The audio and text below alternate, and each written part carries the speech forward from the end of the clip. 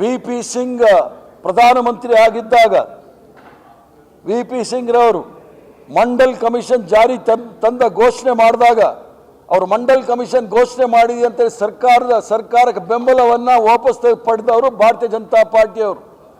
VP. Singh ಅವರು Mandal commission ತಂದರು ಅಂತೇಳಿ ಕಮಂಡಲವನ್ನು ತಂದು ಇಡೀ ದೇಶದಲ್ಲಿ ಒಂದು ರೀತಿಯ ಧರ್ಮಾಧಾರಿತ ರಾಜಕಾರಣ ಉನ್ಮಾದವನ್ನು ಸೃಷ್ಟಿ ಮಾಡಿದವರು ಭಾರತೀಯ ಜನತಾ ಪಾರ್ಟಿಯವರು.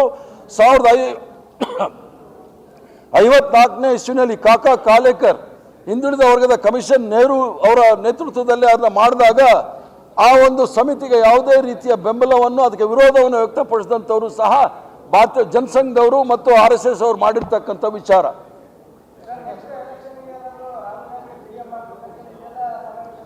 ಎಲೆಕ್ಷನ್ ಬಂದಾಗ ಆ ವಿಚಾರ ಮಾತಾಡ್ತೀವಿ.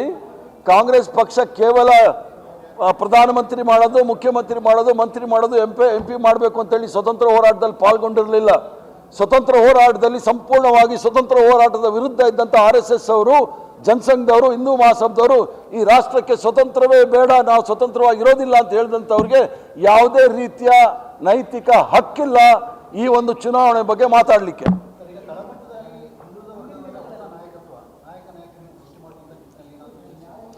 ಈಗ ಬಹುಸಂಖ್ಯಾತರಾಗಿರ್ತಕ್ಕಂಥ ಹಿಂದುಳಿದ ವರ್ಗದವರು, ಈಗ ದಲಿತರಲ್ಲಿ 15%, 7% ಆದಿವಾಸಿಗಳು, 14% ಅಲ್ಪಸಂಖ್ಯಾತ ಆದ್ರೂ ಸಹ 40% ಅವರಿದ್ದರೆ 50% ಹಿಂದುಳಿದ ವರ್ಗದವರಿದ್ದಾರೆ, 10% ಮಾತ್ರ ಮೇಲ್ವರ್ಗದವರಿದ್ದಾರೆ.